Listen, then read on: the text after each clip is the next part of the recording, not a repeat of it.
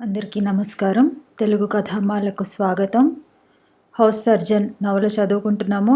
రాసిన వారు కొమ్మూరి వేణుగోపాలరావు గారు. పోలీసులు వచ్చారు. అసలు మీరిద్దరూ ఎవరు అని ఖచ్చితంగా ప్రశ్నించాడట సబ్ ఇన్స్పెక్టరు. ప్రభాకరం గుటకలు మింగి బుకాయించడానికి ప్రయత్నించి కూడా శక్తి చాలక, నేను డాక్టర్ని, ఈమె మా హాస్పిటల్లో నర్సు అని నిజం చెప్పివేశాడుట. దాంతో సబ్ ఇన్స్పెక్టరు అసలు విషయం వదిలివేసి ప్రభాకరాన్ని పట్టుకున్నాడట. చదువుకున్నవారు మీరే ఇలాంటి పనులు చేస్తే ఎలా? డాక్టర్లు ఈ విధంగా ఉంటే ఆసుపత్రులు ఎలా బాగుపడతాయి? మీరు చేసిన నేరానికి ఇప్పుడు మీ ఇద్దరిని ఎందుకు అరెస్ట్ చేయకూడదు? ఇలా మొదలుపెట్టాడట. ప్రభాకరం 2 చెంపులు వేసుకుని, బాబు, ఏదో వెధవ పని చేశాం, అయిందేదో అయిపోయింది, నా మీద దయ ఉంచి మా సమస్య పరిష్కారం చేయండి, లేకపోతే మేము ఇక్కడి నుంచి కదిలే మార్గం లేదు అని గోలపెట్టాడుట. ఇన్స్పెక్టర్ అతని మీద జాలి తలచి వాచ్మెన్ను పిలిపించి సామదాన దండోపాయాలన్నీ ఉపయోగించి అడిగాడుట. అతని ఇల్లు సోదా చేశాడుట. అయినా ప్రయోజనం కనిపించలేదు. అంతా మహాగోలగా తయారైంది. వాచ్మెన్ని జైల్లో పెడతామని బెదిరించారుట. అతని పెళ్ళాం వచ్చి శోకాలు తీస్తూ బ్రతిమిలాడింది. ఏడుపులు, గందరగోళం. చివరకు 10 ఏళ్ల నుంచి నేను దాచుకున్న డబ్బు 500 అయింది, అది తీసుకుని వదిలేయమని వాచ్మెన్ ఘోషపెట్టాడుట. ప్రభాకరం అంగీకరించాడు. 500 చేతిలో వేసుకుని పోలీసుల్ని బతిమాలి కేసు కొట్టేయించి బయటపడేసరికి తలప్రాణం తోకకు వచ్చిందిట. ఇదంతా అయ్యేసరికి రాత్రి 11 అయింది. అప్పుడు ఇహ ఊరు చేరటానికి బస్సులు లేవు. రోడ్డు మీదకు వచ్చి అక్కడ అరగంట పడిగాపులు కాశాక ఇటువైపు వచ్చే లారీని ఒకదాన్ని ఆపుచేసి లారీ డ్రైవర్ని బతిమిలాడుకొని అతని చేతిలో 2 రూపాయలు పెట్టి లారీ ఎక్కి ఎలాగో ఇక్కడికి చేరుకున్నారట. ఆమెను నర్సెస్ క్వార్టర్స్లోకి పంపించడానికి తిరిగి భగీరథ ప్రయత్నమైందిట. వాచ్మ్యాన్ని మంచి చేసుకుని వాడికి కాస్త మేత పడేసి ఆమెను గోడ మీద నుంచి దాటించి ఇలా వచ్చాడట. అంతా చెప్పి చివరకు ప్రభాకరం, డబ్బిచ్చి సునందను పంపేశాను గానీ ట్రావెలర్స్ బంగ్లా వాచ్మ్యాన్ విషయంలో కఠినంగా ప్రవర్తించానేమోనని అనుమానం నన్ను వేధిస్తున్నది. గత 10 నెలలుగా ఎన్నోసార్లు అతన్ని, ఆ బంగ్లాను నా సౌఖ్యం కోసం ఉపయోగించుకున్నాను. ఎంతో అనకువగా, విశ్వాసంగా ఉండేవాడు. నెక్లెస్ పోయిన మాట నిజమే. ఎందుకంటే ఉదయం ఆమె మెళ్ళో నేను కూడా చూశాను. వాచ్మెన్ తీయకపోతే అంత డబ్బు చేతుల్లో ఎందుకు పోస్తాడన్నది ఒక సమస్య. ఒకవేళ నిజంగా తీయకుండా ఉంటే ఉత్తపుణ్యానికి అతని దగ్గర డబ్బు గుంజినట్లు అయిందేనన్న బాధ నన్ను వేపుకు తింటున్నది మధు. వెధవ పనులు, వెధవ సమస్యలు అని గొనుక్కుని మంచం మీద వాలి పడుకున్నాడు. అతన్ని చూస్తే జాలి వేసింది. ఆ రాత్రి 2-3 సార్లు మెలకువ వచ్చినప్పుడు అతను నిద్రపట్టక అటు ఇటు పొర్లుతూ ఉండటం చూశాను. మరునాడు పనిచేశాక క్యాజువాలిటీ పోస్టింగ్ అయిపోయింది. ఆల్సేషియన్ డాగ్ గొలుసును ఊదలాక్కోవడానికి ప్రయత్నిస్తూ భౌభౌమని అరుస్తూ నా మీద దూకటానికి ఉరకలు వేస్తోంది. నా అడుగులకు ఫుల్ స్టాప్ పడింది. విశాలమైన గేటు, అది దాటి వెడితే అటు ఇటు అందమైన తోట, మధ్య చక్కని దారి, పోర్టికో ముందు నిలబడిపోయాను. సవడి విని కాబోలు లోపల నుండి తులసమ్మగారు యువతలకు వచ్చి నన్ను చూసి, నువ్వా నాయనా, కులాసాగా ఉన్నావా అని చిరునవ్వు ముఖంతో పలకరించింది. బాగానే ఉన్నానండి. ఎప్పుడొచ్చావు? ఈ మధ్య రావటం మానేశావు? మృదుల పైన ఉంది, వెళ్ళు బాబు అన్నది. ఆల్సేషియన్ డాగ్ ఇంటివారికి కావలసిన వ్యక్తే అని గ్రహించినట్లు మొరగడం ఆపి నేల మీద ముడుచుకుని పడుకుంది. లోపలికి వెళ్ళి మెట్లెక్కసాగాను. క్యాజువాలిటీ అయిపోయి 1 నెల రోజులైంది. ఇవాళ్టితో స్కిన్ పోస్టింగు ఆఖరు. రకరకాల చర్మ వ్యాధులు, వాటిని డయాగ్నైజ్ చేయటం, చికిత్సా విధానము తెలుసుకున్నాను. మామూలు స్కేబిన్, టీనియా, ఇంపటైగో వ్యాధుల దగ్గర నుంచి మొండి వ్యాధులైన ఎగ్జిమా, పెఫంగస్, సోరియాసిస్, లైకన్ ప్లేసెస్ మొదలైన అనేక చర్మ వ్యాధుల గురించి తెలుసుకున్నాను. నీకేం, చాలా సుఖమైన పోస్టింగు, ఎమర్జెన్సీలుండవు, ఆడుతూ పాడుతూ చేసుకోవచ్చు అన్నారు కొందరు. కానీ నా జాతకమేమిటో ఈ పోస్టింగ్లో కూడా ఎమర్జెన్సీలు తగిలాయి. 4-5 పెఫంగస్ కేసులు వచ్చాయి. అవి చాలా సీరియస్ కేసులు. రక్తం ఎక్కించాల్సి వచ్చింది. అలాగే క్సిరోడెర్మా పిగ్మెంటోసా అని ఒక కేసు. సాధారణంగా జీవించరు. ఈ వ్యాధి వచ్చిన వారు ఒక 10 ఏళ్ల పిల్లవాడిని పొట్టన పెట్టుకుంది. మృదుల గదిగుమ్మం వరకు వచ్చేసరికి లోపల చీకటిగా ఉండటం కనిపించింది. దాదాపు సాయంత్రం 7 అవుతోందప్పుడు. వేసవికాలం కావడం వల్ల ఆలస్యంగా చీకటి పడుతోంది. లోపలకు అడుగుపెట్టాడు. మృదుల సోఫాలో కూర్చుని ఉన్నట్లు కనబడింది. చీకటిలో ఒంటరిగా కూర్చుని ఏం చేస్తోంది? బహుశా కళ్ళు మూసుకుని ఉందేమో. ఓ వ్యక్తి లోపలికి ప్రవేశించడం చూసినట్లు లేదు. ఆ గదిలో స్విచ్ ఎక్కడుందో నాకు తెలుసు. గోడ మీద తడిమి స్విచ్ ఆన్ చేశాను. వెలుగు. ఎవరు అని ఉలికిపాటుతో ఆమె కన్నులు తెరిచి చూసింది. చిరునవ్వు నవ్వుతూ నిలబడ్డాను. నువ్వేనా? నిజంగా నువ్వేనా? చెప్పు. చెప్పు, నువ్వేనా అన్న భావం, ఆశ్చర్యం ఆమె ముఖంలో కనిపిస్తున్నాయి. రంగులు మారాయి. అట్లాగే చూస్తోంది ఆమె నా వంక దృష్టి నిలిపి. ఎంత ఉద్వేగం, ఉద్రేకం, ఉద్విగ్నత దాచుకుంటోందో అనిపించింది. నేను వచ్చాను అన్నాను. రామధు అంది ఎంతో ఆదరంగా, ఎంతో నిగ్రహంతో అన్నట్లు. నిండైన ఆదరం. నేను వెళ్ళి ఆమెకెదురుగా ఉన్న సోఫాలో కూర్చున్నాను. అది మృదుల గది. అత్యంత అధునాతనంగా అలంకరించబడింది. నేల మీద ఖరీదైన తివాచి, రేడియోగ్రామ్, బుల్లి టేప్ రికార్డర్, ముచ్చటైన సోఫా సెట్టు, విశాలమైన కిటికీలు, ముట్టుకుంటే మాసిపోయేటట్లు ఉన్న తెల్లటి పరుపుతో పందిరి మంచం, దాని చుట్టూ దోమతెర, అవసరమైతే లాగేసుకునేందుకు పందిరి మంచం ప్రక్కన నీలిరంగు కర్టెన్. చీకటిలో కూర్చుని ఏం చేస్తున్నావు మృదుల? వేదాంత ధోరణిలో ఆలోచిస్తున్నాను. చీకటిలో వేదాంతం వస్తుందా? వేదాంత భ్రమ వస్తుంది. పోనీ మనుషులు వ్యక్తిత్వం పెరుగుతుంది. మొదట భయం పుట్టి ఆ భయంలోంచి అనంతమైన ధైర్యం ఆవిర్భవిస్తుంది. మొదట ఏడుపు వచ్చి ఆ ఏడుపులోంచి శతకోటి ఆనందాలు వెలుగు పువ్వుల్లా వ్యాపిస్తాయి. నేను ఆమె వైపు వింతగా చూశాను. మృదుల ఆ విధంగా మాట్లాడటం ఎన్నడూ ఎరగను. ఆమె నా వైపు చూసి నవ్వింది. పిచ్చిదాన్ని అనుకుంటున్నావు కదూ?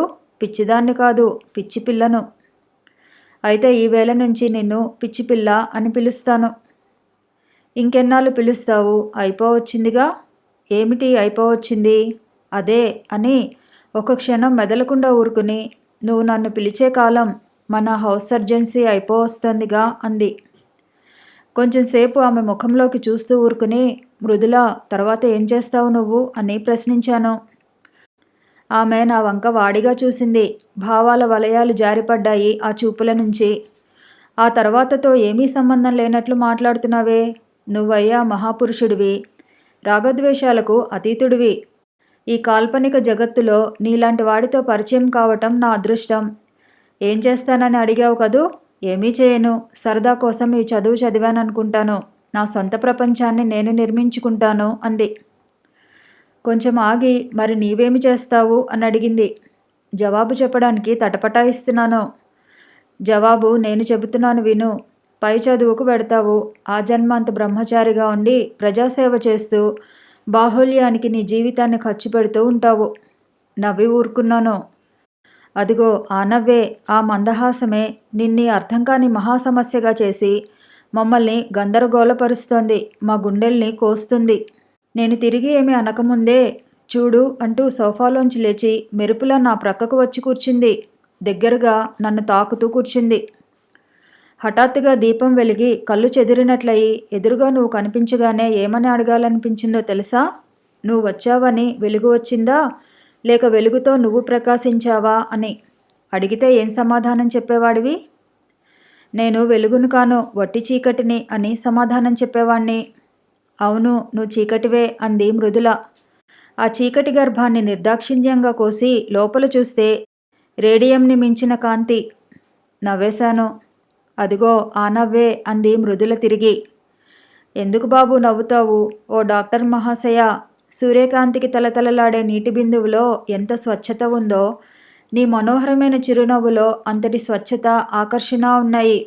చూడు, ఎందుకు వచ్చావో, నీకేం బుద్ధి పుట్టిందో, ఏ దేవుడు నిన్నెక్కడికి పంపాడో ఇవాళ.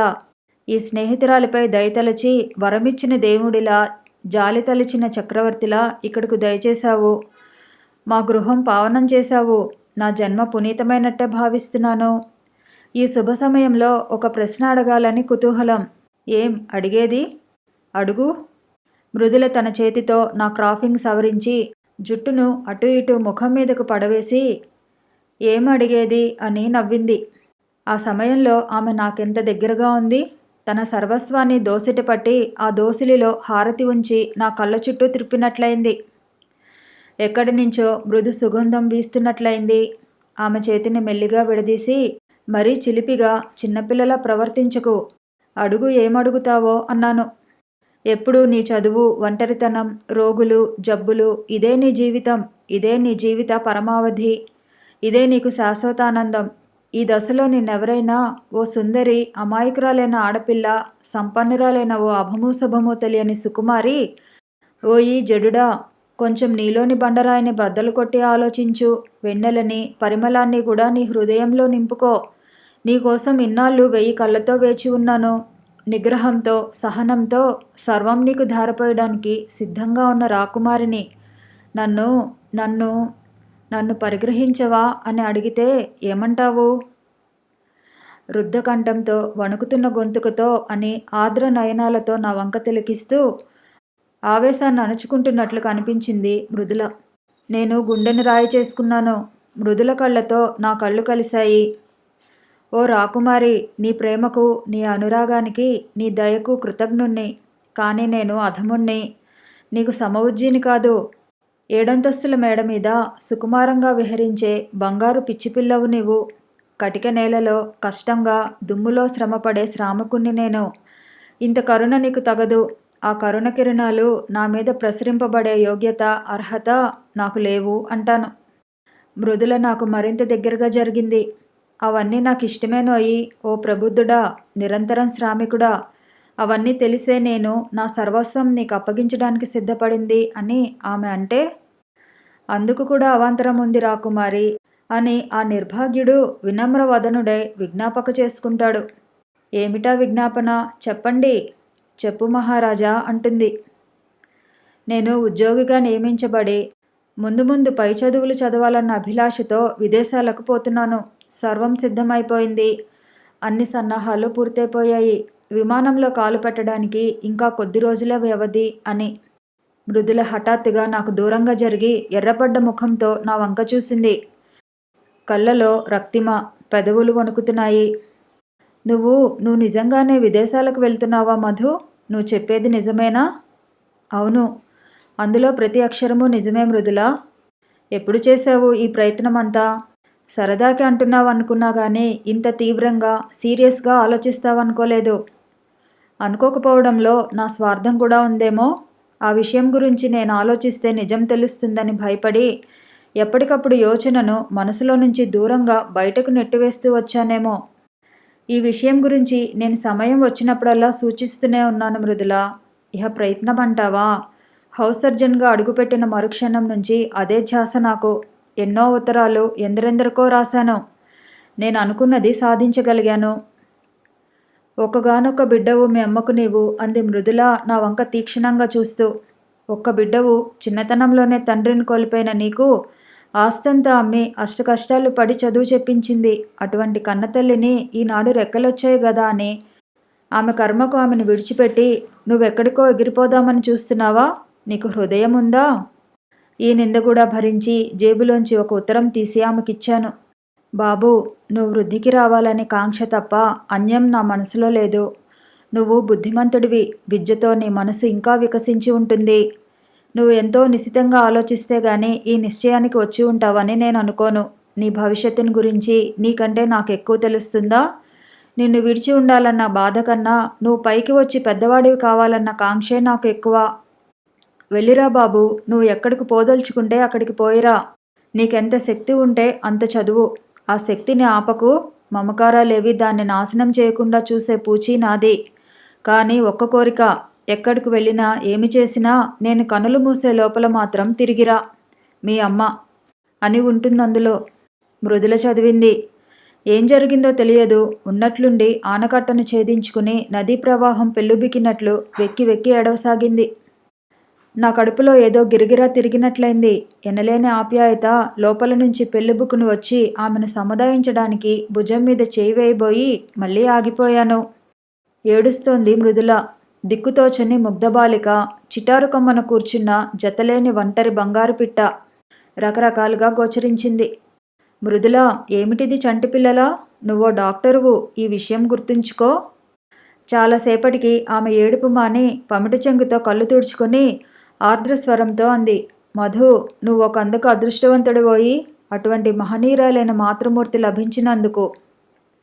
నా శరీరం పులకించింది. నా నేత్రాలు చెమర్చాయి. మృదుల కుదురుగా కూర్చుని మామూలుగా ఉండటానికి ప్రయత్నిస్తూ అంది. ఇంతకీ ఏ దేశం వెడుతున్నావు? యూకే. అక్కడ లివర్పూల్లో ఒక చిన్న హాస్పిటల్కు మెడికల్ ఆఫీసర్గా ఉద్యోగం వచ్చింది. అక్కడే 3 ఏళ్లు ఉండి చదువుకుంటూ వీలైతే కోర్సులో ప్రవేశించి గానీ లేకపోతే ఉద్యోగం కంటిన్యూ చేస్తూనే కెనడాకు వెళ్ళి ఎఫ్ఆర్సిఎస్ అపియర్ అవుదామని ఉంది. ఒక నిమిషం ఊరుకుని మెల్లగా అంది మృదుల. అవునుగాని ఒక సందేహం అంది. చెప్పమన్నట్లు చూశాను. నువ్వు చదవాలనుకుంటే అన్యదేశాలకు పోవాలా? మన దేశంలో ఎన్ని పోస్ట్ గ్రాడ్యుయేషన్ కోర్సులు లేవు? First class స్టూడెంట్వి. స్కాలర్షిప్ రావడం కూడా ఏమంత కష్టం కాదు. నీవన్నది నిజమే అన్నాను అంగీకరిస్తూ. కానీ నేనో ఉన్మాదిని. నా తృష్ణకు అంతులేదు. ఎక్కడెక్కడికో పోవాలని, ఏవేవో ఘనకార్యాలు చేయాలని ఉర్రూతలూగిపోతున్నాను. విశ్వజనీనత్వం కోసం నా మనసు తహతహలాడుతోంది. ఒకచోట కూర్చుంటే నాకు ఊపిరి ఆడటం లేదు. ఉక్కిరిబిక్కిరైపోతున్నాను. తిరగాలి, పిచ్చిగా తిరగాలి, వెర్రిగా చదవాలి. విపరీతమైన అనుభవాన్ని సంపాదించాలి మెడిసిన్లో. అది ఇంత పురోగమిస్తున్నా ఇప్పటికీ అంతు కాదు కదా. మొదలు కూడా తెలియని సమస్యలు లక్షోపలక్షలున్నాయి. వాటిలో కొన్నింటినైనా నేను తెలుసుకోగలిగి పరిష్కరించగలగాలి. రీసెర్చ్. ఈ మంట నా మనసు ఉడుకులెత్తిపోతోంది. దహించుకుపోతున్నాను. నన్ను అర్థం చేసుకో మృదుల. నా కళ్ళలోకి చూసి మృదుల నవ్వింది. అర్థం చేసుకున్నాను. ఇంకా ఏమీ మిగలనంతగా అర్థం చేసుకున్నాను. నీ ప్రయాణం ఎప్పుడు అని అడిగింది. జూన్ 1తో నా హౌస్ సర్జన్సీ అయిపోతుంది. పాస్పోర్ట్ వగైరాలు అన్నీ చూసుకుని నేను బయలుదేరేసరికి మరో నెల పడుతుంది. 2 క్షణాలు ఇద్దరం మౌనంగా కూర్చున్నాం. మృదుల నా వైపు చూస్తోంది. నేను ప్రక్కకి చూస్తున్నాను. ఈ పూట మా ఇంటిలో భోజనం చేసి వెడుదువు గాని అంటూ ఆమె అనురాగపూరిత స్వరం వినిపించింది. ఆమె వంక తిరిగి అలాగే అన్నాను. మరో గంట పోయాక ఆ మేడ మీద డైనింగ్ హాల్లో డైనింగ్ టేబుల్ ముందు కూర్చుని భోజనం చేస్తున్నాను. ఆమె దగ్గర ఉండి ఏమి కావాలో ఆదరంగా కనుక్కుని స్వయంగా వడ్డిస్తోంది. వంట చేసింది నేను కాదు. అందులో ఓనామాలు కూడా నాకు తెలియవు. వడ్డను కూడా చేతకాదు. ఏమీ అనుకోకేం అంది. ఇంత చక్కగా వడ్డిస్తూ నేను బ్రహ్మరాక్షసుడిలా తింటానని నిరూపిస్తూ ఏమీ రాదని అంటావేం? వంటలో ఏముంది? వడ్డించే చేతిలో ఉంది అన్నాను. ఎంత సున్నితంగా మాట్లాడుతున్నావు? అంతా నా యందు సానుభూతి చూపించడం కోసమేనా అని ఆమె గొంతు వినిపించినట్లు వినిపించింది. నా ముఖం వంక ఒకసారి క్రీగంట చూసి అన్నం తీసుకురావడానికి లోపలికి వెళ్ళింది మృదుల. ఆమె తిరిగి వచ్చి పళ్ళెం నుండి అన్నం వడ్డిస్తుంటే కంగారుగా చాలు చాలు, మజ్జిగలోకి ఇంత అన్నమా, బాప్రే అని వారించబోయాను. మజ్జిగ కాదు, సరిదిద్దుకో, పెరుగు, మీగడ పెరుగు, మేము శ్రీమంతులం కదూ, అన్నీ అలాంటివే తింటాం అని అన్నమంతా గ్రుమ్మరించి చెప్పింది. తీసుకురావడానికి మళ్ళీ లోపలికి వెళ్ళింది. ఆమె తిరిగి వచ్చి వెండి గిన్నెలోని పెరుగంతా నా కంచంలోకి వడ్డించాక కలుపుకొని తింటూ, నిజమే, ఇంత మంచి అన్నం, ఇంత మంచి పెరుగు జీవితంలో ఎప్పుడూ తినలేదు అన్నాను ఆమె చెప్పిన దానికి అంగీకరిస్తూ. ఆమె చప్పున ముఖం ప్రక్కకి తిప్పుకుంది. నేను తెల్లబోయి, ఎందుకలా ముఖం దాచుకుంటావు? నా వంక చూడు అన్నాను. ఆమె తప్పనిసరిగా నా వైపు తిరిగింది. ఆమె కన్నులలో తిరిగి నీళ్లు తిరుగుతూ ఉండటం చూసి నిశ్చేష్టుడనైపోయాను. మీ నాన్నగారు కనిపించరేం? ఇంట్లో లేరా అని అడిగాను మాట మార్చాలని. లేరు, క్లబ్కు వెళ్ళారు. రోజు 10 గంటల దాకా పేకాడి 200-300 దాకా పోగొట్టుకుంటేనే గానీ ఇంటి ముఖం చూడరు అని జవాబు చెప్పింది మృదుల. నా భోజనం అయిపోయింది. వాష్ బేసిన్ దగ్గర చేయి కడుక్కుని మృదుల అందించిన నాప్కిన్తో చేతులు తుడుచుకుని యువతలకు వస్తుంటే తులసమ్మ గారు ఎదురుగా వచ్చారు. మధుకి ఇంగ్లాండ్లో ఉద్యోగం వచ్చిందమ్మా, 1-2 నెలల్లో బయలుదేరుతున్నాడు అంది మృదుల. అలాగా, సంతోషం నాయనా, కష్టపడి వృద్ధిలోకి వచ్చావు. మా మృదులను ఈ ఊరు దాటి ఎక్కడికూ పోనివ్వరు వారు. విడిచి ఉండలేరట. అది ఏం చేసినా ఈ ఊళ్ళోనే చేయాలి అంది ఆవిడ. ఉద్యోగము, ప్రాక్టీసు సరే, రేపు అత్తారింటికి పోయినప్పుడైనా మీ అమ్మాయిని విడిచిపెట్టరా అన్నాను. ఊహు, ఆ అత్తారిల్లు ఇక్కడే సృష్టిస్తారు ఆయన.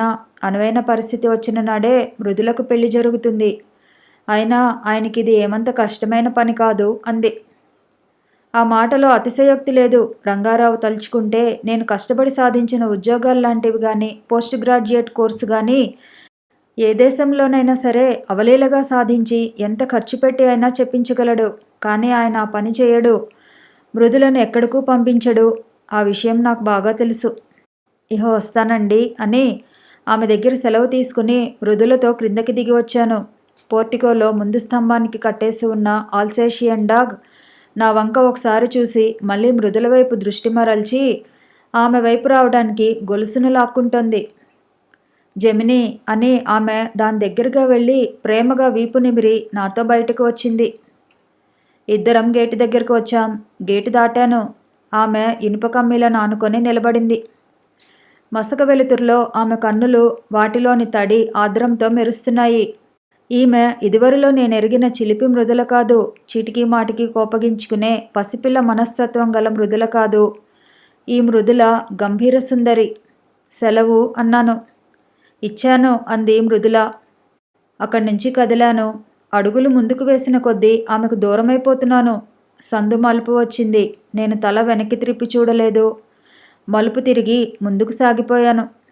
మరునాటి నుంచి రేడియాలజీ పోస్టింగ్. మొదట ఈ పోస్టింగ్ గురించి నేను కొంచెం మనసులో విసుక్కున్న మాట నిజమే. ఎక్స్రే ఫోటోలు అవి చూడటం, రోగాన్ని నిర్ణయించటం, ఏమి నేర్చుకుంటాం అనిపించింది. కానీ లోతుకుపోయి తరిచిన కొద్దీ తెలుస్తుంది ఒక్కొక్క సబ్జెక్టు ఎంత అఘాతమో, అందులో నేర్చుకోవలసింది ఎంత ఉందో తెలిసి వస్తుంది. రేడియాలజీ చీఫ్ చాలా సరదాగా ఉండేవారు. ఉదయం 1 గంట సేపు ఆయన ఎక్స్రే ఫోటోలు చూసి వాటి మీద రిపోర్టు రాసే సమయంలో దగ్గర కూర్చోబెట్టుకుని ప్రతి ఎక్స్రేను చూపించి అందులో కనిపించే వివిధ విషయాలను గురించి విపులంగా చర్చించేవాడు. అలా 2-3 రోజులు చెప్పిన తర్వాత మమ్మల్ని వాటి గురించి వివరించమనేవాడు. ఏమైనా తప్పులు చెప్తే సవరించేవాడు. నిజంగా ఎక్స్రే ఎంత మహత్తరమైన సాధనం. ప్రపంచంలో అది కనిపెట్టబడి ఉండకపోతే ఎన్ని సూక్ష్మరోగాలు డయాగ్నైజ్ చేయబడకుండా ఉండిపోయి విజ్ఞానం ఎంత వెనకబడి మృతుల సంఖ్య ఎన్ని రెట్లు పెరిగిపోయి ఉండేదో అనిపించింది. ఎక్స్రేలు అయిపోయాక స్క్రీనింగ్ ఉండేది. మొదట ఊపిరితిత్తులను లేక కడుపులోని వివిధ భాగాలను స్క్రీన్ యువతల నుండి చూడటం, తర్వాత బేరియం మీల్లిచ్చి ఆ మందు నోటిలోంచి కడుపు వరకు ఎలా వెళుతుందో, సరిగ్గా వెళ్ళకపోతే అక్కడ ఉండే లోపం ఏమిటో ఇవన్నీ డార్క్ రూమ్లో వివరిస్తూ చేస్తూ ఉండేవారు. అలాగే ఎక్స్రే గదిలో వివిధ కేసులకు సంబంధించిన ఇన్వెస్టిగేషన్లు, ఇంట్రావీనస్ పైలోగ్రఫీ, ఆర్డియోగ్రఫీ జరుగుతూ ఉండేవి. ఇహ క్యాన్సర్కు సంబంధించిన కేసులు చార్ట్ నిండా ఉండేవి. ఎక్కువ భాగం క్యాన్సర్ ఆఫ్ సర్విక్స్తో బాధపడే స్త్రీలు. మొదట 2 సార్లు రేడియం నింపిన సూదులు రబ్బర్ ఓవైడ్స్లో పెట్టి అవి లోపల ఎక్కించటం, ఆ తర్వాత డీప్ ఎక్స్రే థెరపీ. కథ కొనసాగుతుంది. మళ్ళీ కలుసుకుందాము. ఈ వీడియో నచ్చితే లైక్ చేయండి, షేర్ చేయండి, కామెంట్ చేయండి, ఛానల్ని సబ్స్క్రైబ్ చేయండి.